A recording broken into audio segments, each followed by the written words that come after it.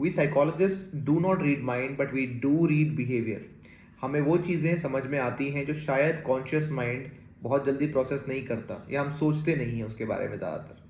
तो अब आज एक सबकॉन्शियस माइंड की आपको बात बताता हूँ। अक्सर लोग मुझसे पूछते हैं कि क्यों मैं ज़िंदगी में एक ही तरह का टॉक्सिक पैटर्न रिपीट करता जा रहा हूँ, या लोगों के साथ मेरे रिश्ते अच्छे क्यों नहीं बनते कभी भी। बार बार मैं नेगेटिव गलत लोगों को अपने लाइफ में एंट्री दे देता हूँ और मैं बार बार अपना धोखा खाता हूँ, बिट्रेयल हो जाता है, रिजेक्टेड फील करता हूँ, लोग मुझे छोड़ देते हैं या मेरा फ़ायदा उठा लेते हैं। अगर ऐसी चीज़ें आपको भी लगती हैं तो इसका आंसर जो साइकोलॉजिकल तौर पे है वो ये है कि हमारे चाइल्डहुड जो है, हमारे जो चाइल्डहुड पीरियड होता है वो बहुत ज़्यादा इंपॉर्टेंट होता है हमारे मेंटल मेकअप के लिए। हमारा दिमाग एक स्क्रिप्ट अपने चाइल्डहुड में बना लेता है और स्क्रिप्ट पे अपनी लाइफ को हम आधारित कर लेते हैं अननोइंगली।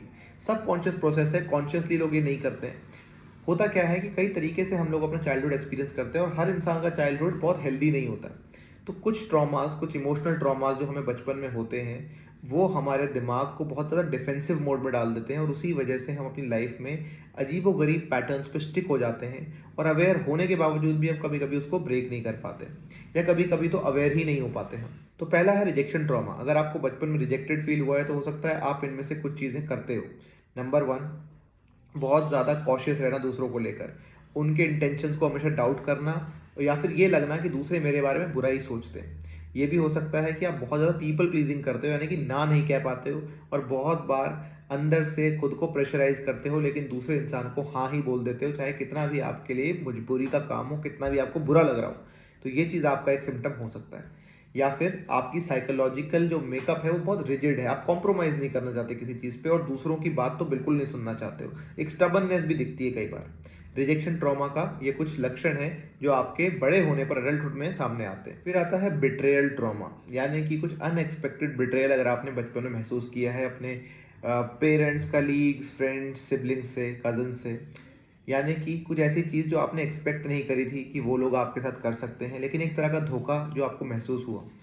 इसमें क्या होता है, ज़्यादातर मेंटल हेल्थ प्रॉब्लम्स डेवलप हो जाती हैं जो एंग्जाइटी रिलेटेड होती है, जैसे पैनिक अटैक्स हो सकते हैं, नाइटमेयर्स हो सकते हैं, स्लीप डिस्टर्बेंस, बहुत बार बार घबरा जाना, एकदम से शॉक हो जाना। बहुत सेंसिटिव रहता है आपका दिमाग का एंग्जाइटी सिस्टम। तो ये तरीके का लक्षण जो है, ये एंग्जाइटी जो रिलेटेड मेंटल हेल्थ कंडीशन है, ये कई बार बिट्रेयल ट्रॉमा का एक मैनिफेस्टेशन होता है एडल्टहुड के अंदर। ऐसे लोगों को अक्सर ये भी होता है कि अपने इमोशंस को समझने में प्रॉब्लम आती है कि how am I feeling and how to express it to the outside world. फिर आता है अबैंडनमेंट ट्रॉमा। अबैंडनमेंट ट्रॉमा के जिन लोगों को लक्षण होते हैं उनमें कुछ लक्षण ये हैं कि बार बार ऐसी फीलिंग आना कि मैं दूसरों से पीछे रह जाऊंगा या लोग मुझे छोड़ देंगे, तो इस वजह से हेल्दी रिलेशनशिप फॉर्म ही नहीं कर पाते हैं लोग। या बार बार ऐसा होता है कि रिलेशनशिप बनाते हैं और बहुत ज़्यादा एंग्शियस रहते हैं रिलेशनशिप्स को लेकर, बार बार पार्टनर्स पे शक करना या बार बार ऐसा फील करना कि मेरा पार्टनर मुझे छोड़ देगा। ऐसी फीलिंग बार बार आती है लोगों को। सेल्फ एस्टीम और सेल्फ वर्थ भी लो रहती है और अक्सर डिप्रेशन होने के चांसेस होते हैं। और ऐसे में एक इंसान हेल्दी रिलेशनशिप किसी भी स्फेयर में, करियर में या कहीं पर भी फॉर्म नहीं कर पाता और ट्रस्ट इश्यूज बहुत ज़्यादा रहते हैं मन के अंदर किसी भी रिश्ते, किसी भी स्फेयर को लेकर। एंड आखिरी में है इंजस्टिस ट्रॉमा। अगर आपको बचपन में इंजस्टिस महसूस हुआ है तो अक्सर ऐसे लोगों में इम्यून सिस्टम की सेंसिटिविटी देखी जाती है। बार बार ऐसा लगना कि इमोशंस आउट ऑफ कंट्रोल हो रहे हैं या इमोशंस ही आपको डायरेक्ट कर रहे हैं बहुत ज़्यादा, तो ये चीज़ होती है। थका हुआ, ड्रेन्ड आउट महसूस करना भी एक लक्षण हो सकता है। And lastly, bar bar zoning out होना या फिर आपका अटेंशन एंड कंसंट्रेशन का लैकिंग होना, ये भी इनजस्टिस ट्रॉमा के बारे में देखा जाता है। इन सारे ट्रॉमास की मैंने बस ये बात इसलिए करी ताकि आप इनके बारे में अवेयर हो जाएं। और अगर आपको ऐसा लगता है कि आपको किसी तरीके का ट्रॉमा या इमोशनल सेटबैक, बचपन से इमोशनल बैगेज आप कैरी कर रहे हैं, तो it's a good time to let go of it with your conscious awareness. अब आप बड़े हो चुके हैं, you are in a grown up stage now, you can consciously choose to leave this baggage because it is not helping you anymore, it is harming your own life, which you can change whenever you want to.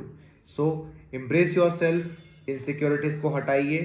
If you are not able to do it, seek therapy.